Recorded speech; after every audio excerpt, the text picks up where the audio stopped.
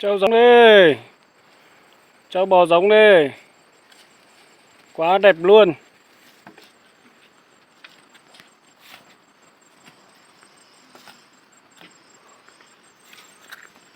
Hàn nuôi nhá. Đấy, đây là hàn nuôi nhá. Đang về đây. Con đực, con cái, con trâu. Hai con bê đực. Đây là hai con bê đực nhá. Để không một tí vết xước luôn. Anh em nào yêu thì cứ liên hệ em nhá.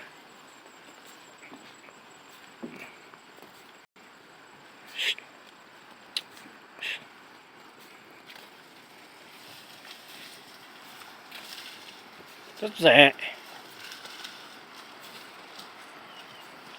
Đây, đang về đây. Khách nào yêu cứ liên hệ nhá.